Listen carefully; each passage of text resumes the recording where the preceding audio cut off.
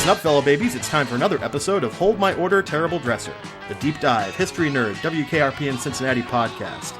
I'm Mike Grasso. With me, as always, Rob McDougall. Hello, everybody. Today, we've got a couple of episodes from late in Season 3 of WKRP, and we're going to kick off with A Simple Little Wedding, and then follow it up with Nothing to Fear But, ellipsis. Very, very classy and historical. A title that is a quote, but we'll get to that. Yeah, we'll get to that. But The Simple Little Wedding is where we're going to start. And we are very pleased to break up our series of downer episodes with one that's a little bit lighter, because it's a Carmen and Arthur episode. Yes, the baton death march of the back half of season 3. Broke it up a little bit with this little slice of our favorite couple, our Leah Beale's OTP, our OTP, Carther. Or Armin. Carther, yeah. Armin, yeah. So this episode is titled A Simple Little Wedding, which is lovely and ironic because the first time the big guy and Carmen got married, Mama didn't let them have a simple little wedding. And so 25 years later to the day, Carmen and Arthur want to make up for that fact. And they want to have a proper wedding because they eloped the first time because of Mama's interference and her meddling.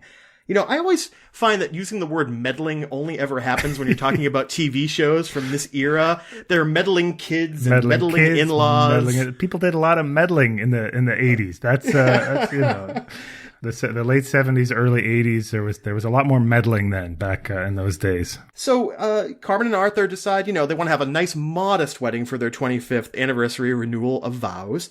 Obviously, they let Mama know, and so Mama kind of begins to do her meddling all over again, very slowly, very subtly, but eventually it becomes obvious that even though she can't invite Senator Taft and Eisenhower to a wedding in 1981, she really, really wants to make it as big as their original wedding was going to be. Yeah, Mama's not opposed to them getting married. It's not a Romeo and Juliet type thing. No. Lillian actually quite likes Carmen. You get the sense that she's it's like the one thing Arthur has done that she approves of.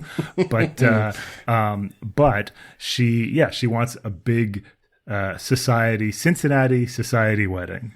That is a great way to describe it, because when we do get a glimpse at the guests that she wants to invite for the 25th anniversary renewal, at the shower that she throws for Carmen, they seem like a lineup of dowagers from a Marx Brothers movie or something like that. All of these older, very well kept ladies in their pearls and sort of gloves and everything, and Mama throws a heck of a wild wedding shower for Carmen in that. You said that one of your favorite lines was in this episode from WKRP. I saw it in the notes. You were talking about. Oh, well, I don't know if it's one of my favorites, but it's just one that it's another one of those useful lines that comes up a lot. Yeah. Much quoted by my Kingston homies, some of whom we've had on the show. Yeah. Is when Bailey says, sort of nervously in the middle of this extremely tedious, quiet party, "Might I move about?" And Lillian says, "Certainly, we're here to have fun." And this is often said if I don't know, people are sitting at a dinner table or something like that. Are we allowed to move around? Might I move about? Sounds better in the Canadian. About, that's right. Might I move about? If you ask me, Fred Waring would be a welcome sight about now. Oh, no, Mother Carlson, this is fun. Oh, thank you. Can Hirsch get anyone anything? No, thank you. I don't think so. I was thinking of standing.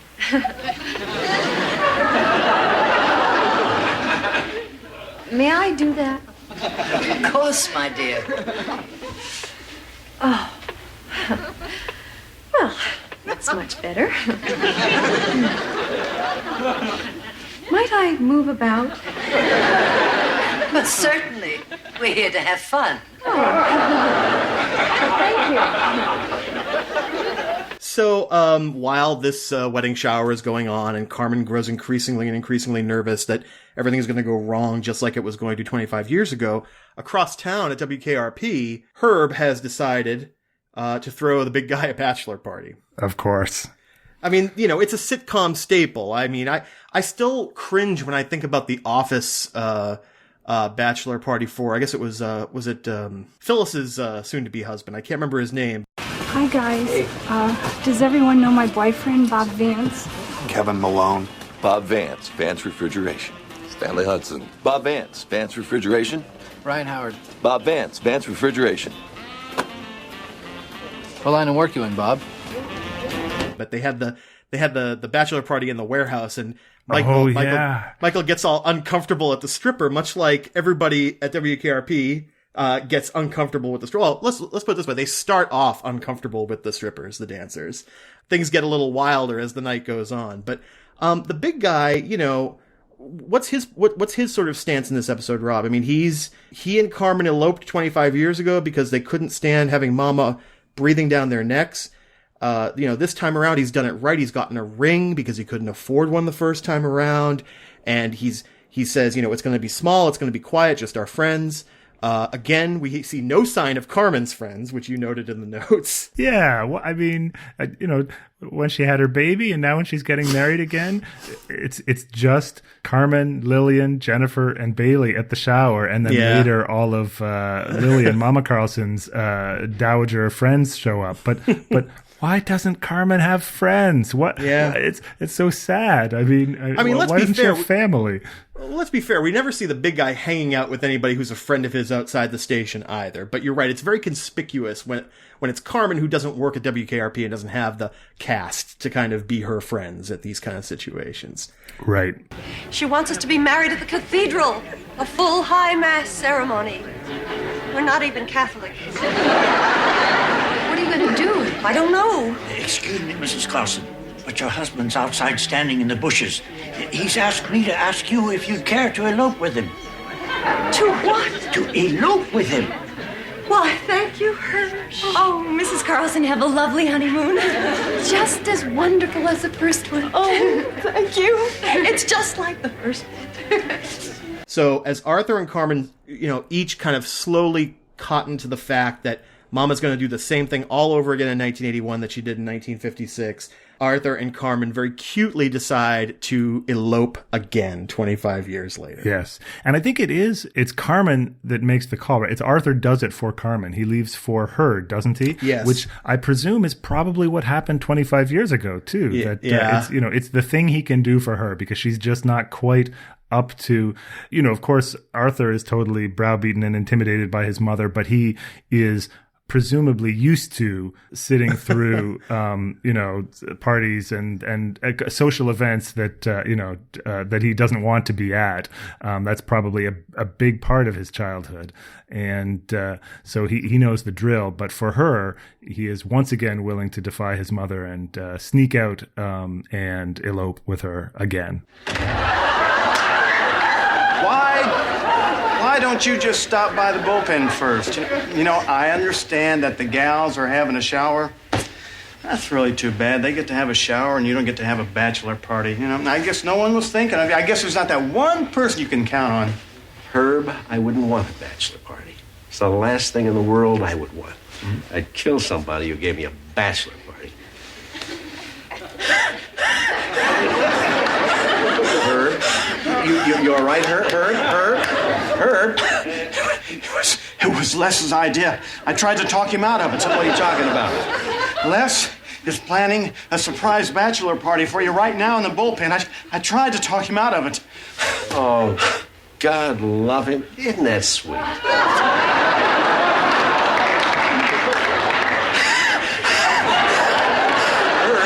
Herb, come on. I have to wonder, now that I'm kind of taking a step back from this episode and looking at kind of all the motivations of the characters, I'm beginning to wonder, do you think Arthur and Carmen the second time around take a nice perverse pleasure in putting one over on Mama? I mean, they're doing it out of desperation, and we see kind of where that leads them at the end of the episode, with a very sort of funny and touching scene. But like, I wonder if there's even a little bit of sort of like, oh, how dare you try this again, and sort of a revenge aspect to all of this. It could be. This is, I'm just thinking about the resolution at the very end. The tag at the end is Mama showing up to harangue Arthur some more. And then Herb comes in, and he also wants to harangue Arthur for exactly the same thing. Arthur walked out on the wedding, but he also walked out on Herb's bachelor party. Bachelor party, right? Yeah, exactly. Which again, the big guy wasn't exactly like, fully on board with. No, not at all. Not at all. I mean, the great thing was when Herb says, "Listen, it was Les's idea. I didn't have anything to do with it." And then the big guy is actually kind of touched when he hears that. He's like, "Oh, well, that was actually kind of nice of Les to do that." And then Herb tries to take the credit right away. Like, "Well, actually, I say that, but really, it was me all along." Yeah, that diffuses Mama Carlson. I think just hearing her words coming out of Herb diffuse her, and she sort of storms off. But yes, exactly. Why is Herb here? I don't know and I don't care. I'll tell you why. You'll tell him later. Yes, ma'am. I just want to say that I went to a great deal of time and trouble to throw you a party. And you just walked out, ran away. And now I understand there's not even going to be a wedding. Even though I've already arranged to rent a red plaid crushed velour tuxedo with tails. Just shows you what I get for caring so much. Thanks a lot, sir. Yes, Mom. Never mind.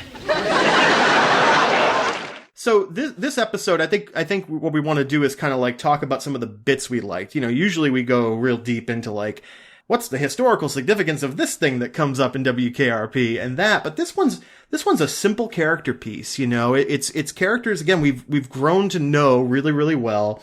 Maybe we haven't seen Carmen a ton, but again, we've said it, Rob. Every one of Alan M. McClary's appearances in WKRP kind of looms larger than sort of the number of times she's on the show.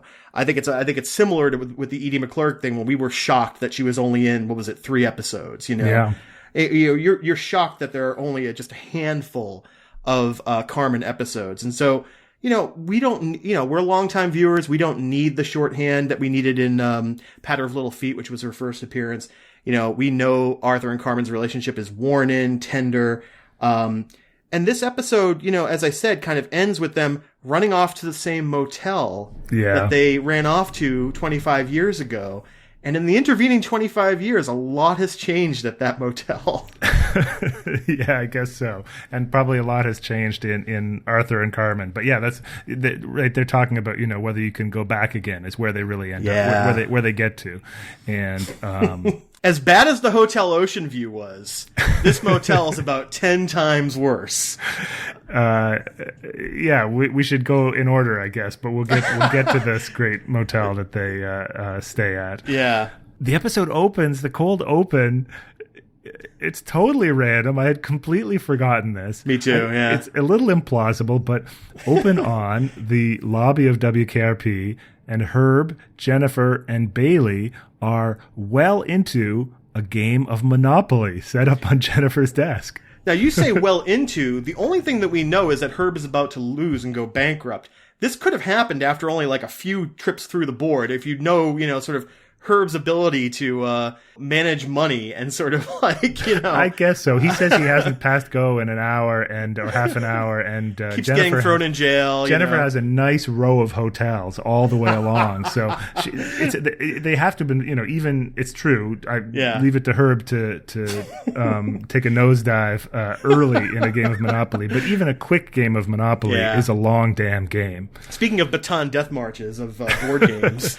Yeah, you and I are both big gamers, but Monopoly is not a game that no, not a super well designed. I sat here and I said there's nothing historical for us to talk about, but the idea of sort of Monopoly being this game meant to teach people how awful like real estate magnates are, like that was sort of like the that's true. We could tell that story. Actually, I wonder how quickly we can do it, because we had decided we weren't going to do a ton of digressions, but it's so hard not to, even with something like this. Yeah. Okay, so the game Monopoly was designed by a Quaker woman named, I think, Elizabeth Maggie or Elizabeth McGee in the late 19th century, just as you say, as a teaching tool it was called the Landlord's Game, a teaching tool to teach people that land monopolies were unjust. And she was a devotee of Henry George, who was a late 19th century social reformer who said that we could solve America's economic ills by having a single tax on land ownership. But of course, the irony of the story is that, well, first of all, the game was essentially stolen from her by Parker Brothers, or by the guy who sold it to Parker Brothers, whose name I'm blanking on. Darrow, I think it was? Could be. Charles Darrow, not Clarence Darrow, obviously. Right. But, and then I always use it when I'm talking about games and teaching, which is one of my interests, as an example of why, if you want a game to teach, the deep lessons that the game teaches should come from the activities the players perform. Yeah. In other words, this poor old Quaker lady wanted the game to teach people the evils of monopoly and rapacious land speculation, and in fact, it is an education in how to be a rapacious land speculator. and the game ended up being a classic and has sold millions and millions of copies. Now you can get, Game of Thrones Monopoly and Star Wars Monopoly and My Little Pony Monopoly.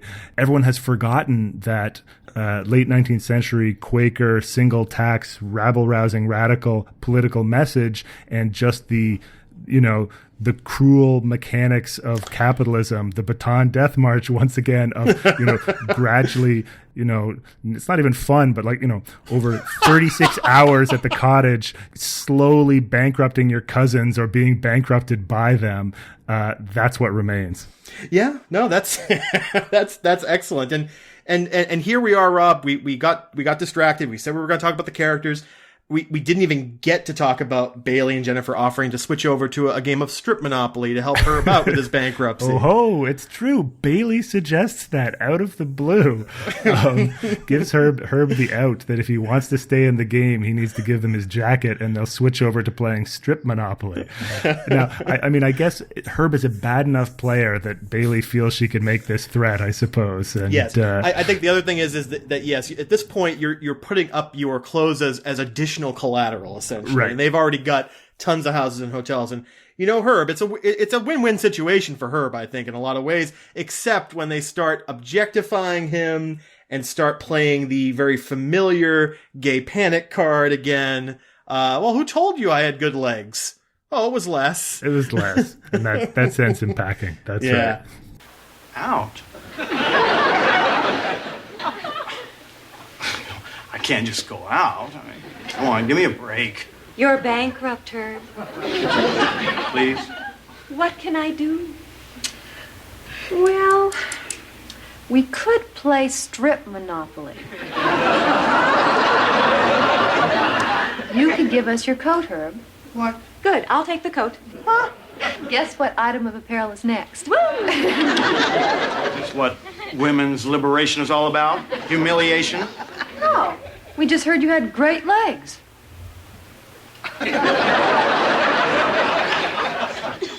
Who told you? Les. Want to quit? Sure. We shouldn't stop at that, because when Bailey and Jennifer get to see Arthur's ring that he got for Carmen, they kind of joke around with the big guy about, are you sure you don't want to play the field a little bit more? That's right. Yeah, the two of them are, like you said in the notes, they're on the warpath. They're flirting with everybody in this cold open. They're sort of tag teaming Arthur on either side of him, flirting with him in a way that we don't usually see from either. What did you say in the? Oh yeah, that cold open could have launched a lot of fan fiction. Fan fiction, sure. Yeah, I wonder maybe I don't know who's the writer of this one. They don't normally go there. The writers are Hugh Wilson and Blake Hunter on this one. Oh, the sort of classic standard writers. Yeah. And you can tell it's got the Carmen and Arthur relationship, that's sort of, I think that's kind of become their bailiwick. Talking about, the objectification of Bailey and Jennifer then, in that on the DVD, the Shout Factory DVD, there's that Paley Center reunion. Oh, yeah. And one bit I think we never talked about in the Paley Center reunion is Jan Smithers says, she's talking about how inexperienced she was and how shy she was when she first tried out. And she says, I have no idea why I got hired, or I have no idea why you hired me.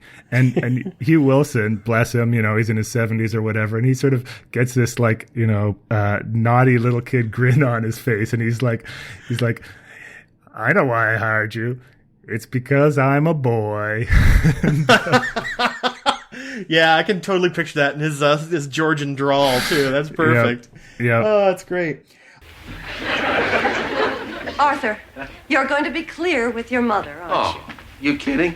Clear about what? Would either of you care for a drink? Oh, no, thank you. No, thanks. Hirsch! One silver bullet shaken, not stirred. You'll stir it. Look, Mother, I'll get right to the point. Carmen and I would like to get married again. I see.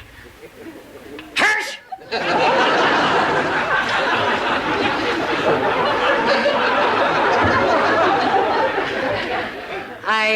I thought you were married. Well, this time we'd like a little ceremony. Ceremony. Shaken? Yes, ma'am. You're lying. If you say so, ma'am. Oh, no, thank you. So some other bits from the episode that we liked as we kind of get to Mama's house for the first time. We get to see the interior of Mama's house. Yeah, that's right. So we get a lot of sort of, backstory and new stuff on the Carlson family, the extended Carlson family. We see Mama's house, and when we see Mama's house, we get to meet Hirsch. Of course. Hirsch. This is a trope, right? The long-suffering butler and the sort of old dowager. Like, I feel like I've seen this in like a million different pieces of fiction.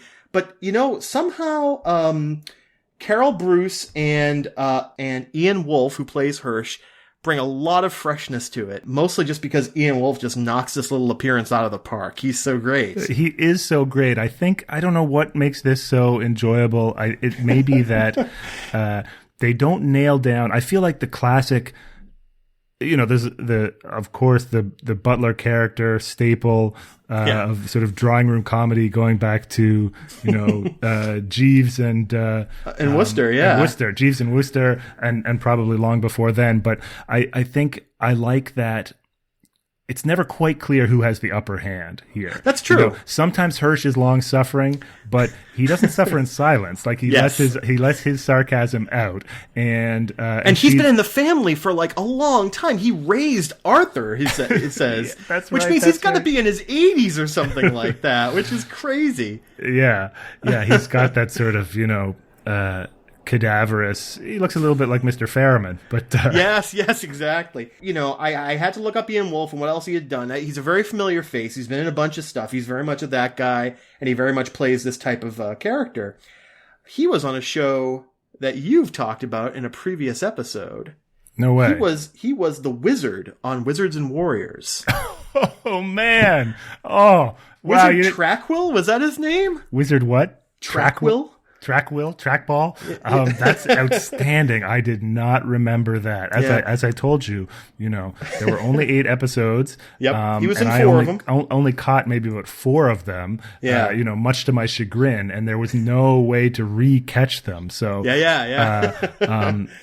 so besides the knight from Taxi and the princess from Newhart, the specifics have eluded me. But the wizard was from from WKRP.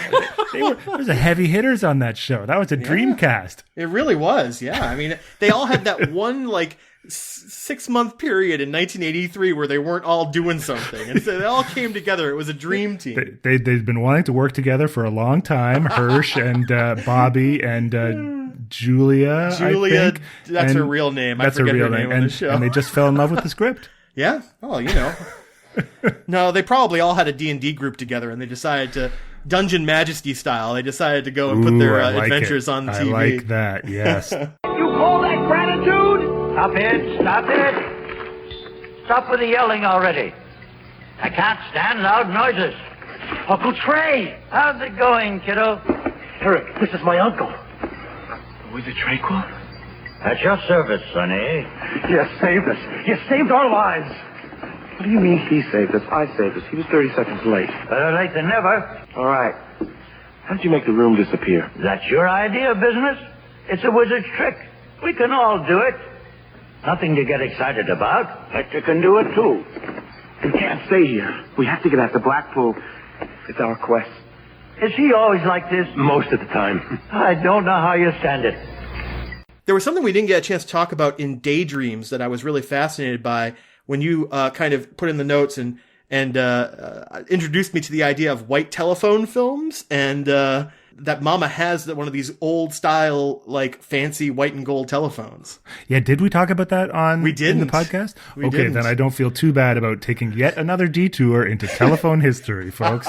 Those of We're you going to get another one next episode, too, so, Those of you playing the drinking game, drink. Rob is going to talk about telephone history, but in the 1920s, 30s, the telephone took the sort of classic telephone shape, not the shape that it is today. It's not a rectangle, but the classic telephone shape. The one that's in the emoji that nobody knows what it is anymore. That's right. They called it the French handset with the receiver and the transmitter in one piece. Yep. And much like Henry Ford and the Model T, Bell Telephone's philosophy was you can have any color you want as long as it's black.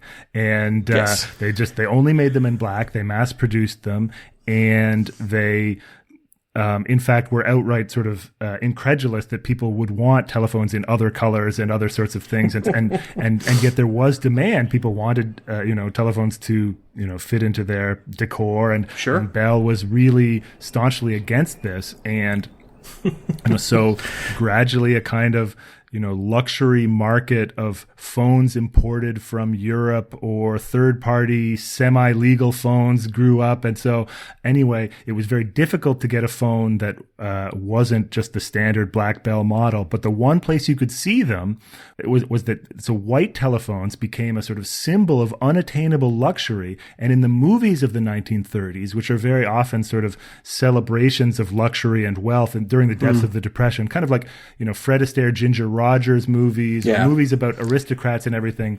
And I can picture those white interiors too. Right, you picture those white interiors and the divan and the woman in the long gown, and they called these movies white telephone movies because that was the gimmick that they had, was people just dreamed, as they were on the bread lines or whatever, they would just dream of living a life where you could have a white telephone, and the telephone they had is exactly the one that Mama has there in her house. Makes total sense. She hasn't changed it. Maybe she's been renting it from the phone company for 40 years or whatever at this point. Could be.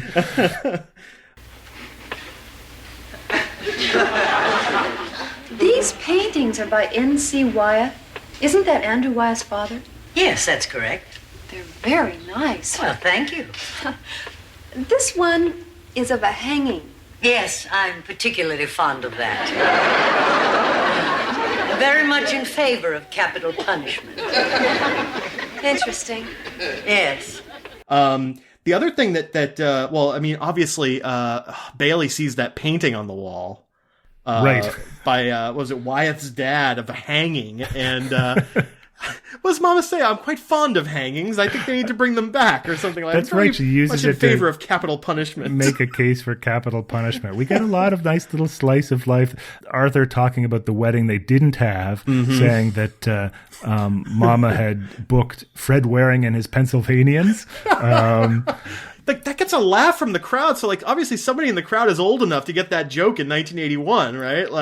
Did people know who Fred Waring was? Some very fervent Lawrence Welk type viewers in the studio audience were like, "Oh, I know, I remember Fred Waring." Yep, I see here that Wikipedia tells me that Fred Waring was America's singing master, the man who taught America to sing, a band leader, radio television personality, and eponym of the Waring blender, the first modern electric blender on the market.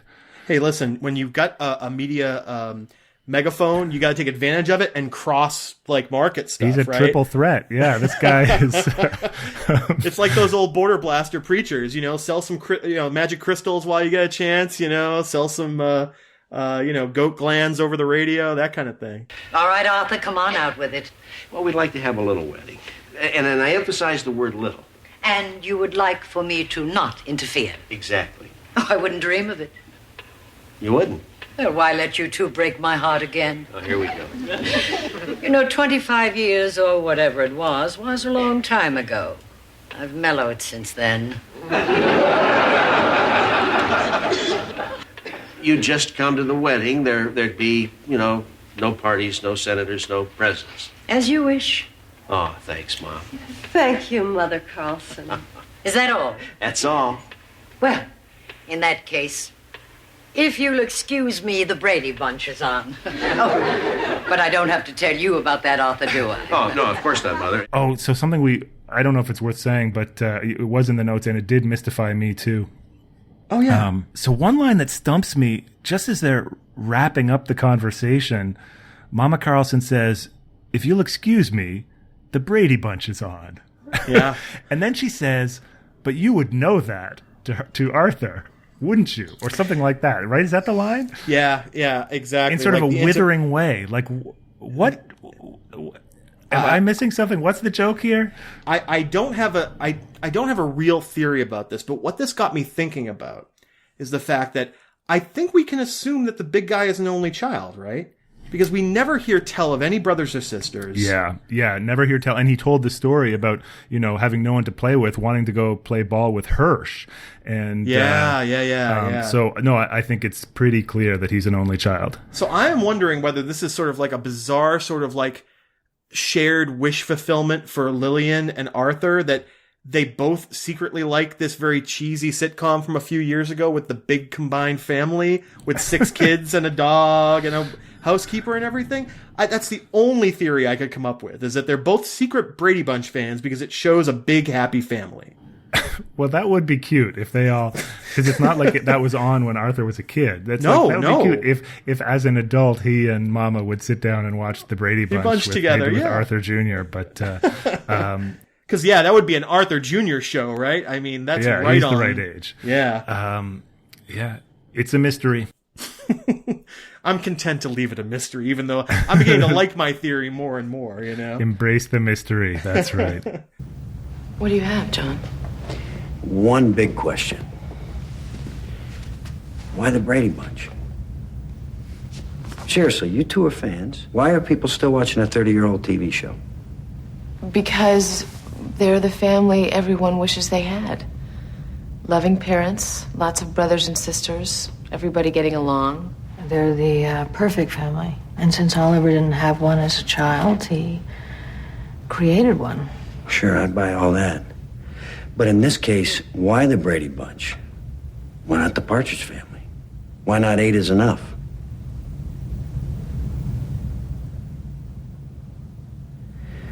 Where was Oliver when he first saw the Brady Bunch? He was with you, right? He'd always insisted we watch it together. Every week I was there. And the longer you two were together, the more his psychokinetic power faded until finally it went away completely. Now, why do you think that was? Because for the first time in his life, he was happy. Because he was with you. I think we both wanted to spend some time on the scene in the motel because it's another one of these typical scenes where Gordon Jump and Alan M. McCleary get kind of to do that sort of just two-hander, very understated comedy, again with that knowledge and that deep feeling that Arthur and Carmen, have just been together for a long time. So they come into the motel and immediately we know everything is completely different from when they were there 25 years ago. So many things we've talked about in the Hotel Ocean View episode. We talked about Magic Fingers in the Hotel Ocean View episode. Yep. We talked about black velvet paintings in the painting. They're both here. There's at least 2 of those black velvet paintings on the walls. And this is a super dark, sleazy motel. Obviously, when I was a kid, I didn't get this line at all. But when Carmen goes into the bathroom, she comes out kind of shell-shocked and says, "Arthur, there's a machine in there selling things. Yes. And it's like, oh, yeah, I know what that means now. But back when I was a kid, I would not have gotten that one at all. Right. And as you say, Arthur turns on the TV and there's, and there's porn. It's kind of risque for, a sitcom in 81 that we don't see it, but we immediately hear heavy breathing. The sounds are convincing, actually. Yeah. I was a little shocked. I was like, whoa. But it's two women making the sounds. So there's the Laverne and Shirley joke. It's like, what's code words for lesbian porn in 1981? Apparently Laverne and Shirley. Well, it's a nice little dig at a rival show that they didn't have a lot of respect for, too. I'd forgotten about that. That's great. Oh, Gary, take that, Gary Marshall. Yeah. So, Arthur and Carmen, they have that realization, like we said earlier, you can never go home again. It's not the same. But then Carmen says, but it could be better. She says, let's look for another motel. Yeah. And he says, it won't be the same. And she says, it could be better. It could be better, yeah. They do decide to leave the sleazerama. I really liked this because it kind of shows, again, this is the same stuff we've talked about in the podcast. Arthur and Carmen, and we talked about more with Arthur, but he's not a man for this time. A lot of the stuff that's happened, the modern permissiveness, as they used to call it, on like Fawlty Towers and 1970s British shows, it's kind of left him behind a little bit. But that tenderness that they're going to stick together no matter what, even if they're thrown into a horrible, vibrating bed situation, they're gonna find a way out of it. And Arthur giving her that ring, that was like, I don't know, that really got me on a level because he said, back then I couldn't afford to buy this for you. And, when you're young and you get married, a lot of times you can't do the fancy things that you want to do, for a wedding ring or a honeymoon or any of that stuff. Yeah, that's very sweet. That's right. It's very sweet that he wants to return, do this right. Once again, it's not coming from her. You don't get the sense that Carmen was unhappy with their wedding or how things worked out. And it's not like he wasn't super poor, but I guess he himself couldn't buy the ring. Exactly. This is a piece with the sort of having Mama plan the wedding for them. He wanted to be his own man, He wanted to buy the ring himself. Yeah. That's right. And he couldn't do that on whatever commission he was making at WKRP in 1956. Maybe you can't go back. Perhaps another motel would be nice. Wouldn't be the same. It'll be better. Yeah. Carmen, I didn't have the money 25 years ago to buy this ring. Oh, Arthur. Still remember the sign.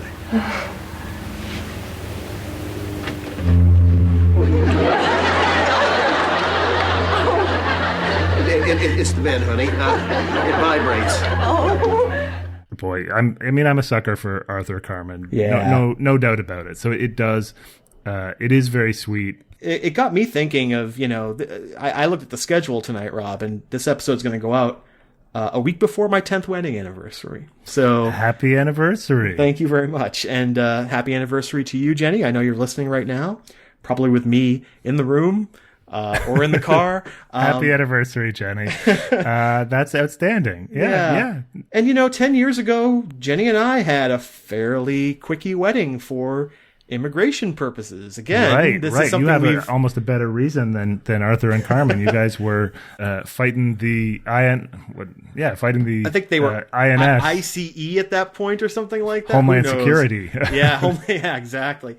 Jenny and I've told this story on Jenny and my podcast. I'm going to do the short version this time around, but Jenny and I met on LiveJournal, and this would have been about probably 12 or 13 years ago at this point, something along those lines.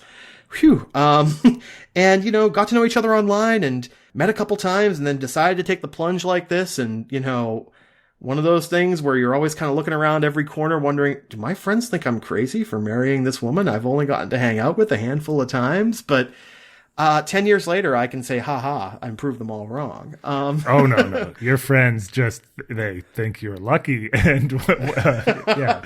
I'm just paranoid, I guess. Yeah. What did we have to do? We had to get married in like a 60-day window, we had to, get our families together. And again, didn't end up being a big wedding because we got Jenny's immediate family and my immediate family, and we all came together here in the Boston area to get married. And would I have loved a giant wedding like Lillian was promising Arthur and Carmen? Maybe a little bit, but at this point, I look back 10 years ago this week, and I think to myself, we got really, really lucky to have such a nice, close, intimate wedding like that. And I think it suits our personalities really well. Looking back on it.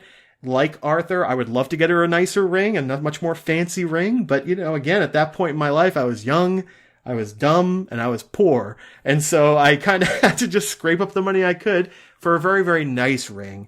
But yeah, when Arthur shows Jennifer the ring and she's able to deduce its price to within $2, it's just so fantastic. I'm like, and that was a lot of money. That was like a $3,000 ring that Arthur bought in 1981. In $1981. Well, I don't remember getting an invitation to your wedding, but no, I'm just I think the thing is that it's a grass is greener thing, that I think people who have little weddings dream about the big wedding, and people who have big weddings constantly dream about sneaking off doing what Arthur and Carmen did to have the little wedding all the way through it, because weddings are both awesome and wonderful and a huge pain. Yeah. And so even the small ones are, especially again when you've got immigration breathing down your neck.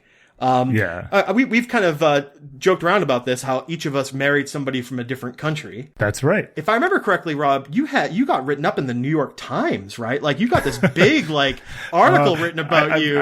I'm glad you say that, but I can put that rumor to rest. One of the things I'm very proud of, we, as our save the date, so we did have a pretty, a fairly big wedding.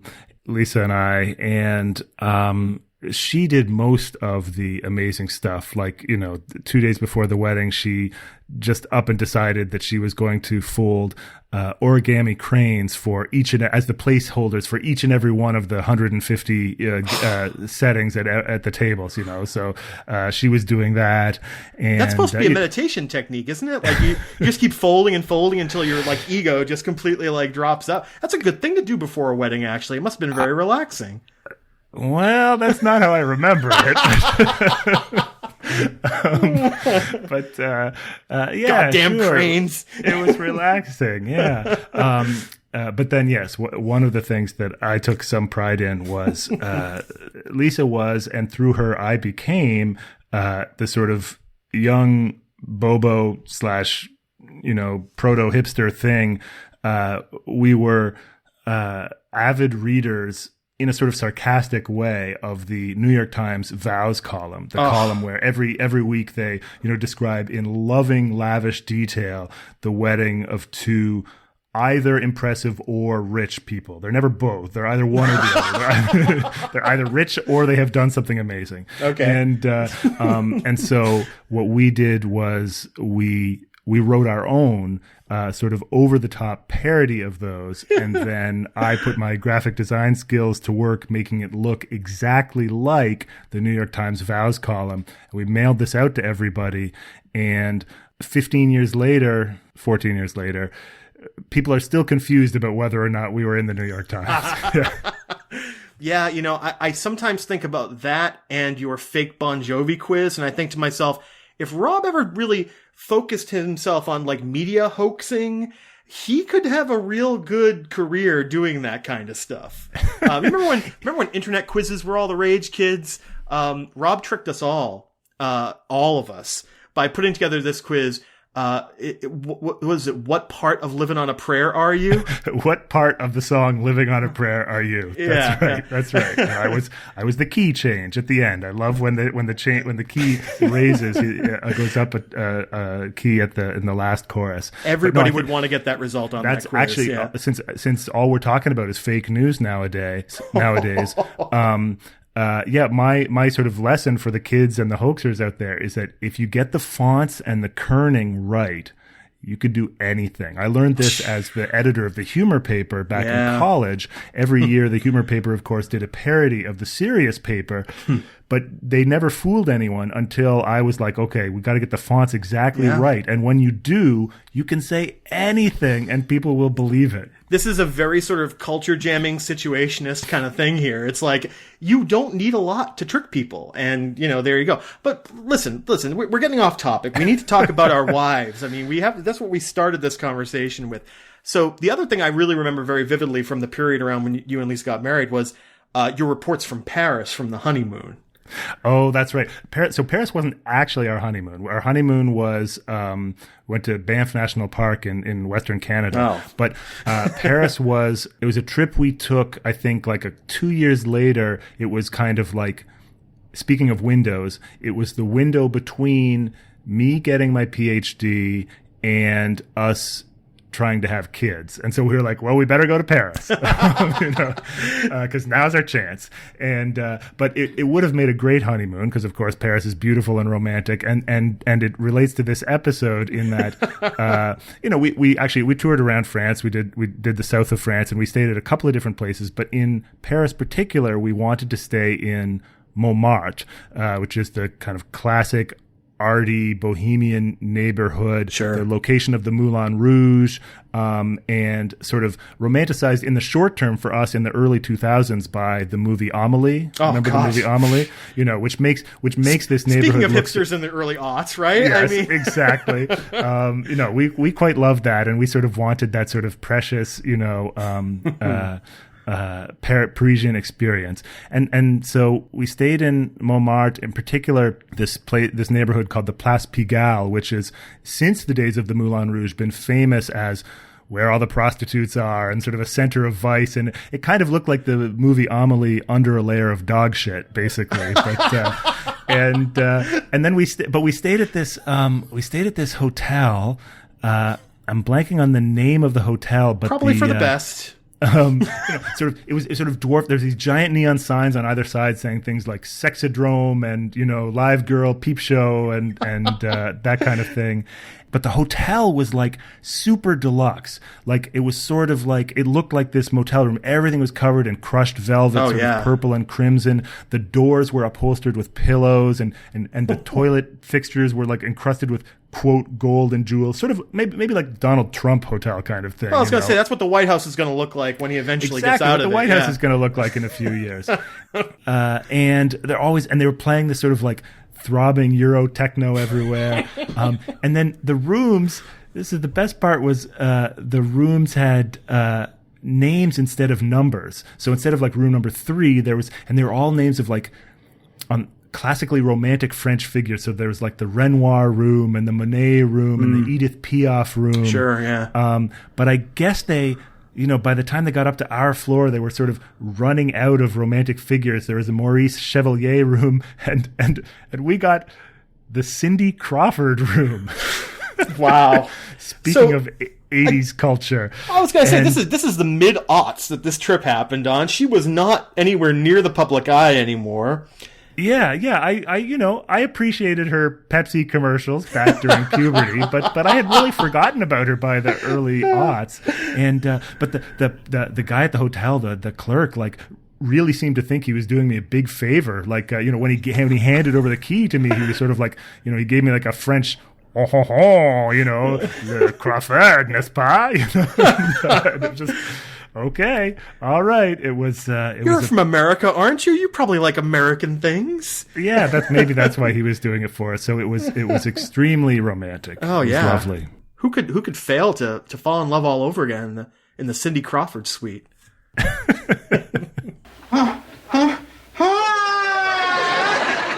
Morning, lass. Johnny, my space has been violated. Congratulations, it's about time. Oh, thank God. Les, where's the coffee pot? I don't know. Somebody's taken my typewriter. Hey, man, there's a whole lot of stuff missing. Good golly. Les, I hate to say this, but I think we have been robbed. Somebody must have jimmied the lock. Jimmy did. I think they took the whole door.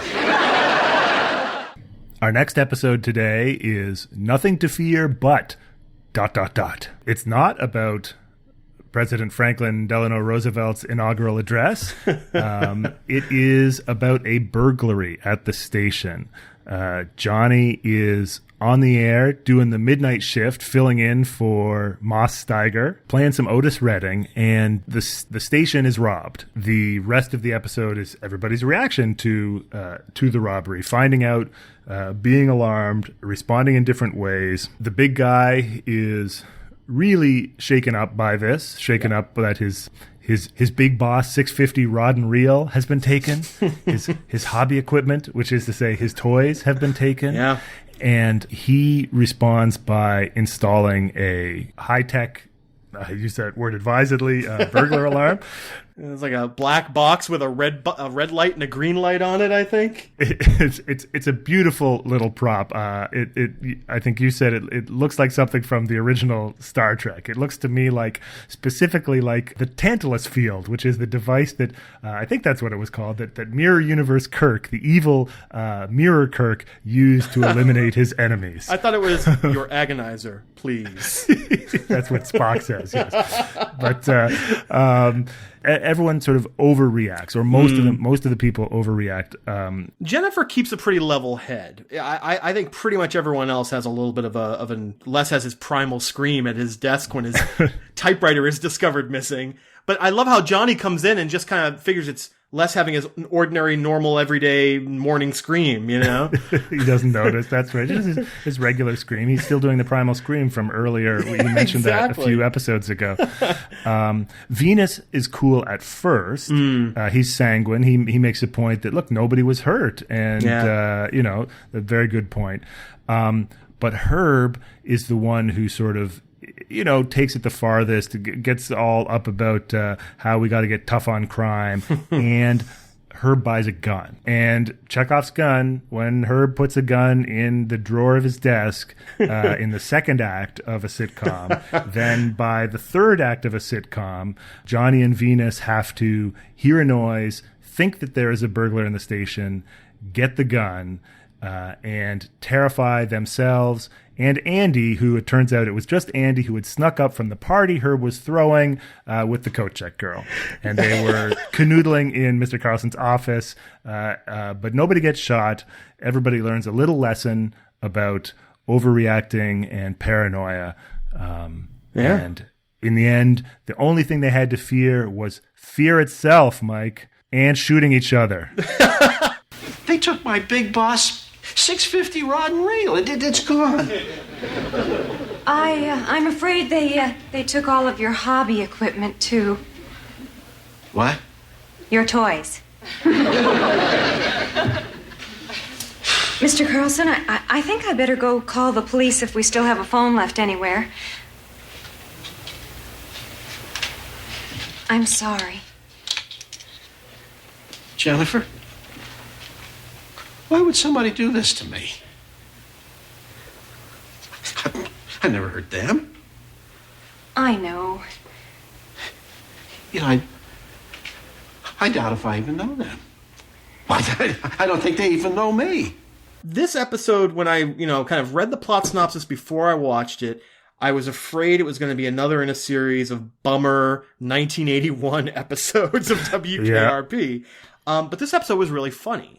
There were a lot of great bits in it, even though, like you say, much of the plot is driven forward by the sheltered paranoia of really mostly the big guy. I mean, obviously Herb buys the gun. He goes, Charles Bronson on the situation. But the big guy's sense of violation is really profound in this episode. Gordon Jump does a good job portraying it. When I first watched the episode, I was a little surprised by it. I thought, the big guy's a nervous guy. We've seen that time and time again on the show. But I expected him to be a little more in his rally the troops mode when something like this happens. But he really almost takes it personally. And there is a little bit of a line that's dropped that said they got the personnel files, which means they know where all of us live, which is actually pretty profoundly frightening now that I think about it. It's kind of like the early 80s version of doxing, Yeah, but it's not just the big guy who gets freaked out. Sure. I think the point is that everybody gets freaked out. Even Johnny and Venus, who are cool at first, fear gets to them when they're in the station late at night. Right. And that the presence of the gun, you know, just adds to that and amps it up. And so, yeah, I think that at first you think it's going to be an issue episode about crime. Yeah. And that could be quite awful. It turns out to be sort of an issue episode about overreacting to crime. And that's a lot more palatable, I think. I still feel like it's a little bit of a messagey episode, but it's definitely funny along the way. Yeah, absolutely. You mentioned that Johnny and Venus definitely feel like, you know, they feel like they've seen it all before. They've got that sort of that world-weary awareness of sort of, you know, what the world is really like out there. And there's definitely like a class thing going on here. Like the big guy is the person who's got the most stuff in his office. I think even Jennifer says something like that, like 2 pages from the big guy's office, you know. You know, Les is upset nobody took his awards, but like, you know, but the big guy is the one I think who had the most to lose. And so I think there's a possible class reading of this episode. You know what I mean? Like, who are the people who are afraid of inner city crime at this point in history in the late 70s and early 80s? It's all these people who fled to the suburbs, you know what I mean? Who left the inner cities behind. And there's also the racial aspect to it as well. I mean, I really have never felt the big guy's privilege more than these issue-y episodes we've been seeing in the last part of season 3. I mean, between Ask Jennifer and I Am Woman a few weeks ago and this one, it's definitely made me kind of take a step back and look at, you know, I mean, they're at least accurate about it. They're at least accurate about representing how somebody like the big guy would react to this. This is Paul Kersey. This is the story of a man who decided to clean up the most violent town in the world. I said turn around. Give me the money. He begins where all the super cops leave off. And if this person is listening to my voice, I urge him in the name of law and order to desist from this one-man crusade and turn himself into the police. Call him a mad vigilante. Call him a hero. Either way, he's always on target. So, you know, this episode offers us a little bit more, as you were saying, Rob, in the sort of frame of what's going on in society at this point.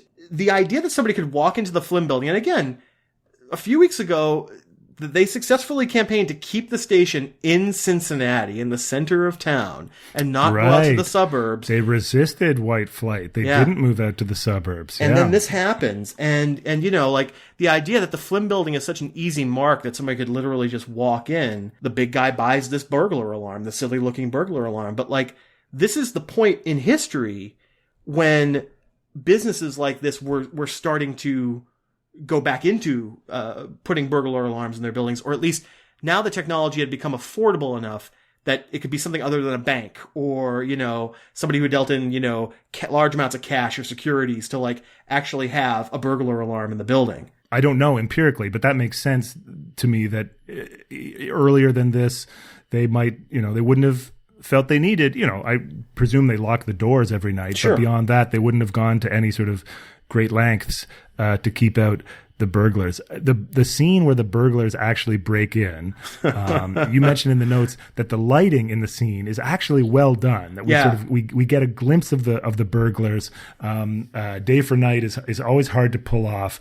The burglars appear to be wearing traditional burglar wear, which is to say black toques and turtlenecks, which I find funny. Like, I don't know if any burglars ever wore that. They did not wear the striped shirts and the bag that says swag on it, unfortunately. They didn't have the bag with the money dollar on it. Sign, yeah. Of course, that scene reminded me of Filthy Pictures when they broke into Gonzer's office. And I suddenly felt bad for Gonzer. Like, hey, maybe he felt violated that day. You know, how did he feel after his office was broken into? But he had all the purloined dirty pictures, though. So, like, it's... Well, and then the very next day, he was scammed by these people from a European porn magazine. The rich West German conglomerate, right? The cartel. He probably, that was probably a real shake. He was probably really shaken up. You know, his faith in society might have been a little bit undermined by that series of events. He's just a small businessman trying to stay in the middle of Cincinnati and not flee to the suburbs with his, you know, bespoke porn production company, you know?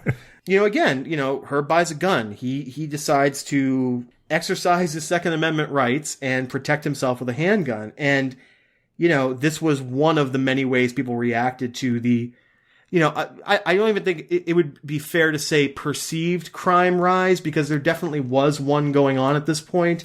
Statistically, if you're going to measure it that way. The perception probably was a little, again, we live in an era right now where crime rates are going down, but the perception is that they're going up. I think at this point in history, those things they matched. They actually, the worry was legitimate about sort of the, violent crime went up through the 60s and 70s and kind of, and I think peaked in the crack cocaine epidemic of the 1980s and really, but have been going down ever since the 1990s. Yes. It's worth reminding people, making that point, that violent crime has been on the decline since the 1990s. Yeah.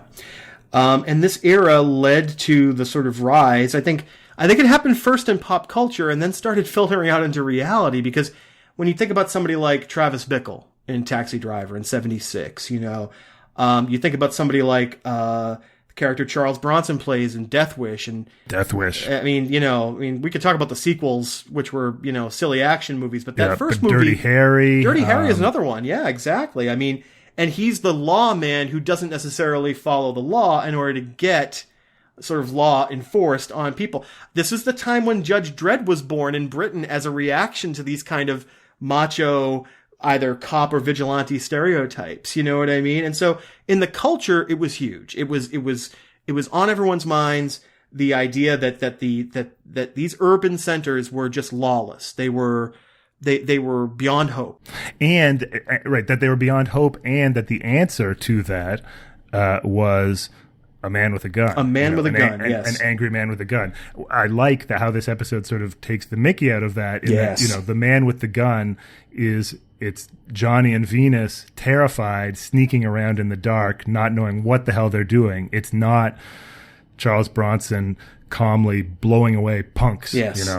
And the point where Johnny says to Venus, "You are a veteran. I trust you to use this weapon."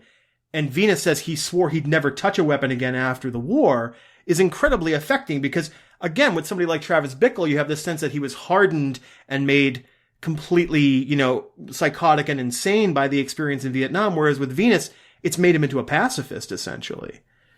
Yeah, that's good. That's right.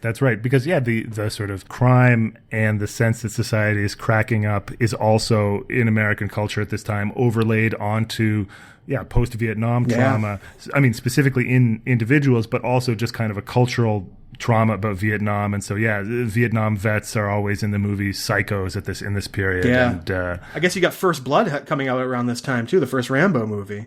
That's true. Yeah. It's in, it's not a vigilante story, but it is definitely, all of these stories are like, they're simultaneously about, again, blowing away punks who are often, racially and ethnically defined, of course, but also they are about unhappiness with protests against authority too. Yeah. The key to these is that the authorities aren't doing anything, the cops aren't doing anything, the government is corrupt. That's what demands a vigilante. And I was going to say, like, in 1981, Escape from New York came out, John Carpenter's classic.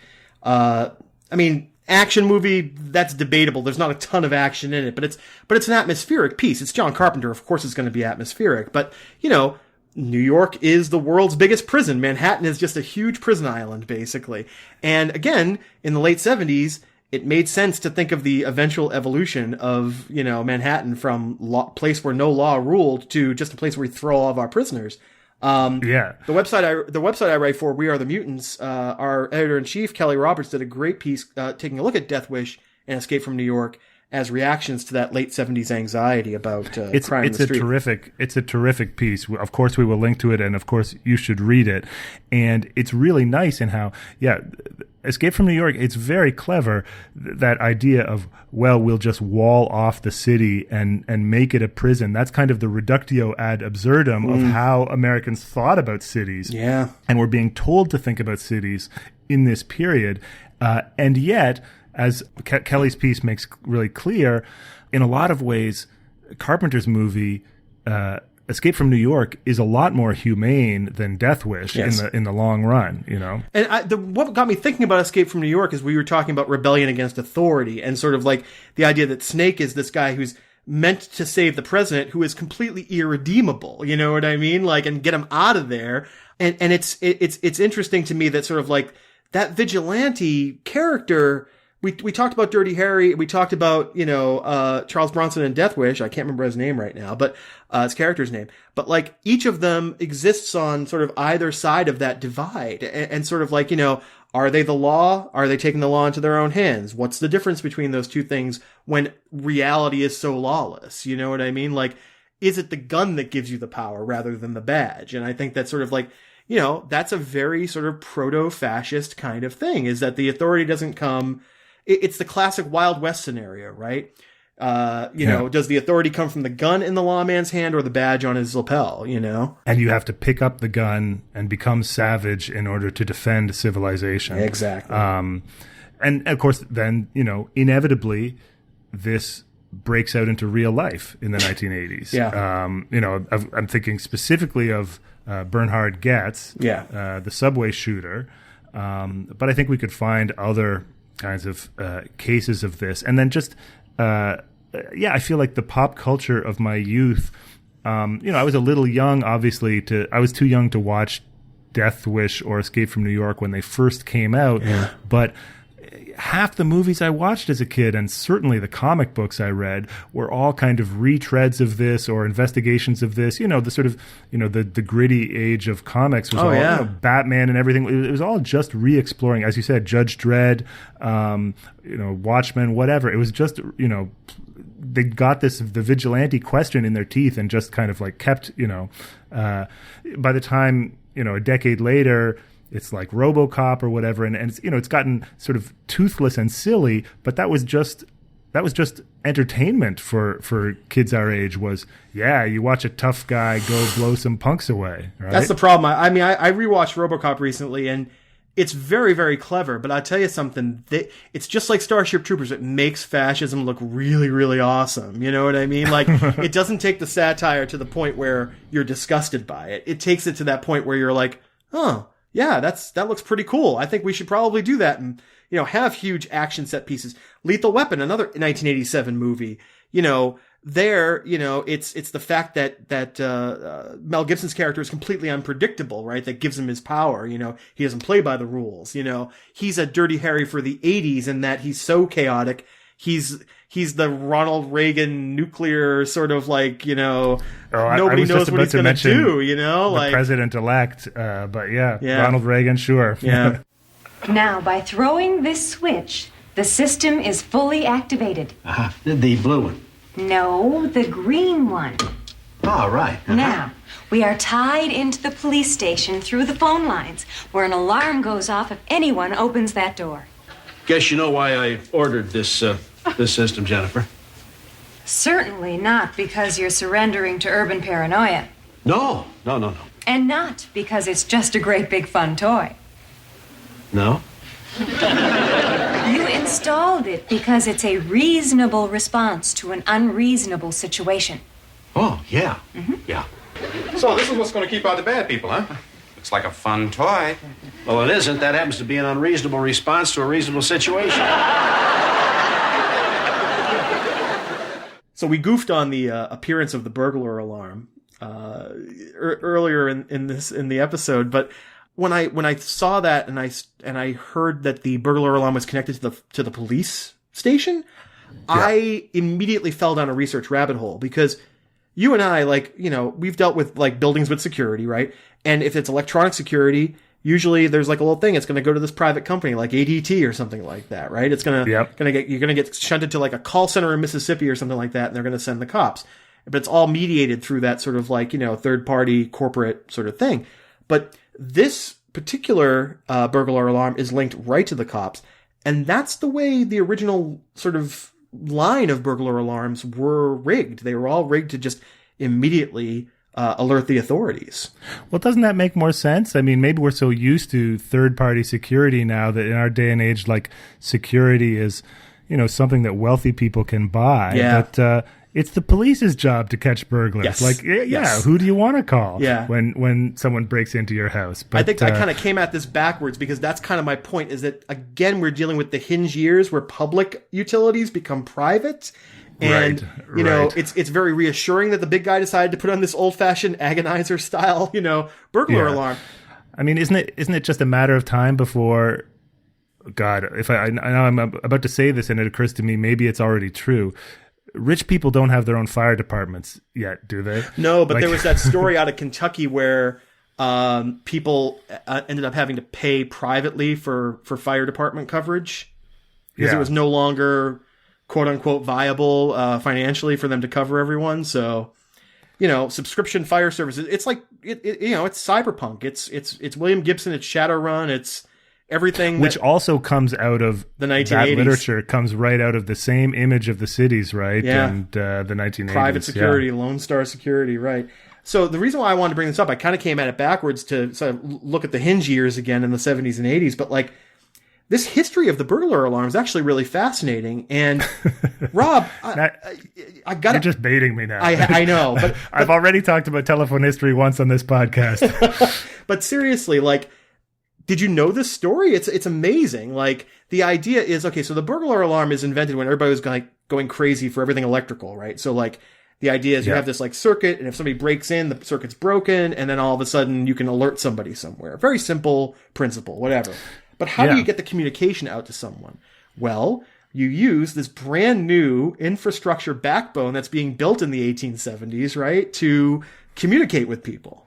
Yeah, you're laying wires down. So, in fact, it predates the telephone because you're laying telegraph wires down. Mm-hmm. And so, people had home alarms way back, electric home alarms back in the 1860s. Yeah, it's nuts. In some big cities where you would, where if the alarm was tripped, it would send basically a telegraph signal, or really just an electric it's just electric current would set off an alarm at a central station somewhere.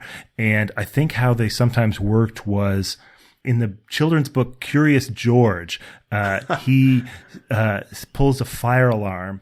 The Curious George, the monkey, pulls a fire alarm, and there's a lovely, quaint shot of the fire department in whatever sort of odd Euro country Curious George has been taken to, Belgian colonial country or whatever it is. But and the fire department has like a map on the wall with maybe 6 little light bulbs on it, and one of the light bulbs has gone off, and that's how they know that George has pulled the fire alarm. But that's what these actually looked like. Just little lights on a map.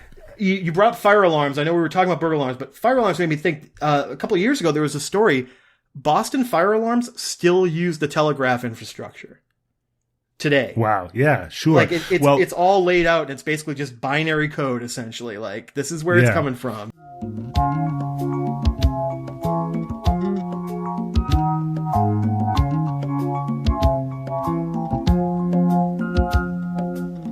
I see the crystal raindrops fall, and the beauty of it all is when the sun comes shining through to make those rainbows in my mind when I think of you sometime, and I want to spend some time with you, just the two of us. We can make it if we try, just the two of us. Just the two of us. Just the two of us. Building castles in the sky, just the two of us. You and I.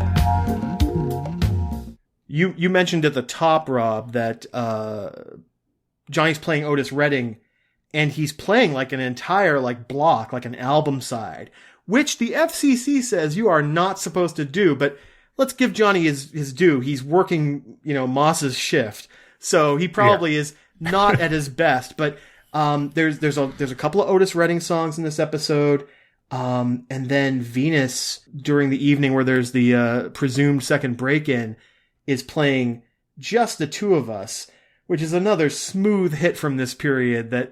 Listen, that Grover Washington Jr. album, Wine Light, is phenomenal, okay? If you want to have a nice, relaxing Sunday morning, do the crossword, put on some Grover Washington Jr. You got Bill Withers on vocals on Just the Two of Us. Oh, it's fantastic. It's very smooth, and Venus shouts it out too. Yeah. I guess it's another. Is this another one of their commenting on? Is it because there's just the two of them in the station? I don't. It could be. Yeah, it could be definitely. It's a little bit loose, but it's such a great song. We're not going to complain about that. The thing that I noticed looking at the booth in those two scenes, we often like to pay attention to the posters in the studio. Absolutely. And we linked a little while ago to that Tumblr or the blog where the guy's doing this great job noting and collecting all of the posters. My favorite decade, 76 to 85. Yeah. Yes.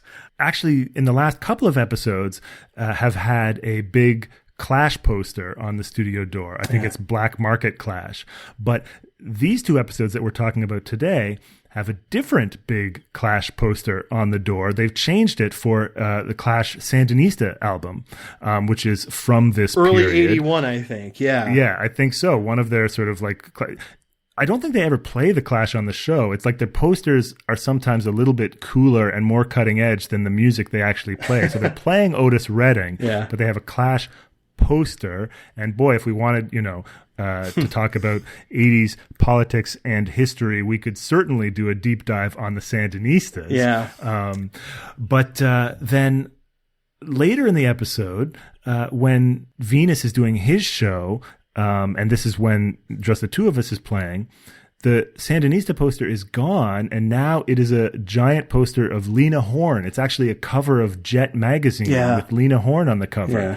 And I guess that could be a continuity error, or maybe Venus actually comes in and changes the posters when he does his show. He's like, I don't want to look at that. I'm going to put Miss Lena Horne up. He's like, well, I don't support the Contras, but I have questions about the human rights violations of the Sandinistas. So I'm going to put Lena Horne up. Hey, listen, Venus takes a long time setting the mood in that booth. I mean, between the gong, the candles, he's got time to put up a couple posters if he really needs to. Absolutely. The other poster that, again, childhood memories, very, very vivid of, the pair of Juice Newton posters at the entryway to the bullpen behind the glass doors. That's right. Yes. Because she was also somebody else I remember from all of those, that radio exposure. Definitely another quintessentially WKRP period artist. But I can only name one song. Playing with the Queen of Hearts. That's the only song I can name, and it's sad. Ooh, that's a good one. I think she's kind of a one-hit wonder there. That's a good one. I'm very curious about. There's a poster. It's been to most of this season in the bullpen. It appears to be. It looks like maybe a cliff against blue sky, and then in white letters it says, "We teach diabetes survival." And I'm scratching my head. I Googled that phrase. It gave me nothing. You Googled it. Oh, that's great. I'm working hard here, Mike. No stone unturned. Oh, God. Folks, if you're out there listening, if you know what the story is there a band with an album called We Teach Diabetes Survival? Is it possible that this is actually something about diabetes? Let us know. Maybe they had to put a PSA in a certain number of episodes, when you say that was that an album, that meme that was going around 10 years ago where you took a random picture from Flickr and then a random phrase from the quotations guide, and then you create your album cover, We Teach Diabetes Survival by The Clash. That's more of an album title than an artist. I think if we're going to go album or artist, I think that would be the album, definitely. Yeah.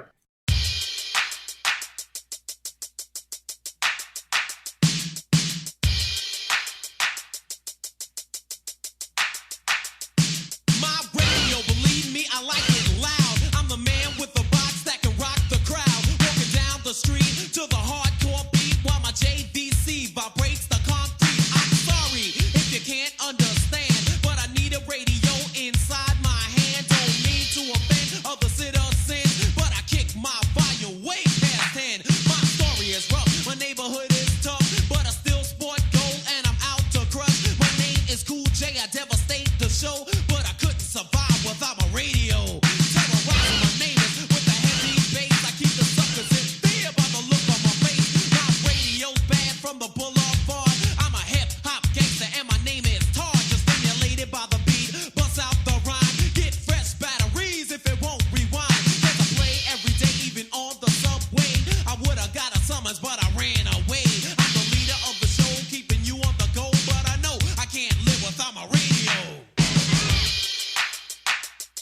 There's another great quintessentially 80s thing that happens in this episode. Johnny's got to do a giveaway in the middle of the night. And there's nobody up. So he's just basically giving away the contest prize. And it's a boombox. Like, his description is of a portable radio that's like way too heavy to put on your shoulder, and like you can walk around with it and blast it at people and like make it obnoxious, and like he's so against the idea of this boombox, but it's a boombox in everything but name, you know. Like, I'm listening to this. He doesn't call it a boombox. No. That's right. They call them portable radios, but they're big, they're loud, they're heavy, and he says, you know, you take them and play them to somebody who doesn't have any interest in your music at all. Which, you know what? That's another sort of signifier for people in this time of punks on the street, right? Punks on the streets, exactly. How many times has, Dirty Harry or whatever blown away some punk with a boombox? At least they say boombox, and they didn't call it a ghetto blast. Yeah. Or they don't say boombox. Yeah. It could have been worse. Of course, the other name for these back in that day was ghetto blasters. That's what I was trained to call them when I was a kid. Know. It wasn't until years later that I, of course, I think the archetypal, the most important boombox in popular culture is probably Radio Raheem's radio from Do the Right Thing. And again, that's a situation where in Do the Right Thing, Radio Raheem is blasting Fight the Power. And it's a message. It's meant to be a message to everybody on the street, whether they're black or white. This is what this is all about. I know he does his little love and hate, monologue, but the message is out there on the streets. I mean, what did Chuck D call Public Enemy? He called it Black People CNN. You know what I mean? Like, it's getting the news out there. It's getting the word out there.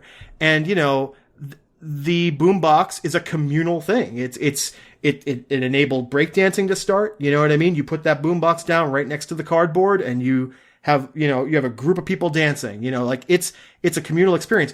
And what was the biggest white radio sort of invention of the early 80s? It was the Walkman.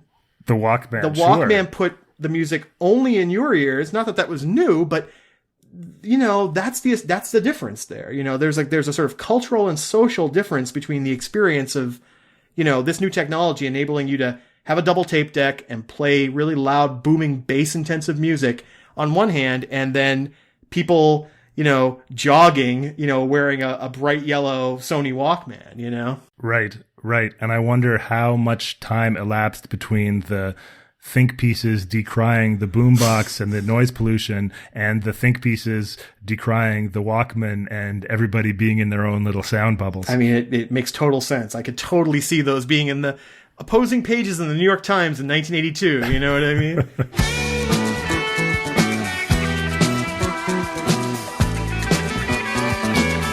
Hey, thanks for listening, everybody. We'll be back soon with more WKRP riffs and memories.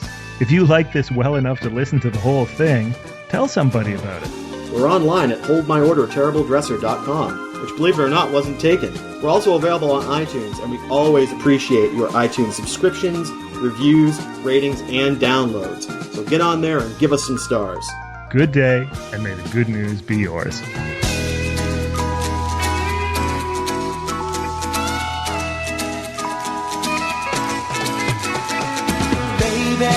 If you've ever wondered whatever became of me, I'm living on the air in Cincinnati, WKRP. I'm at WKRP in Cincinnati.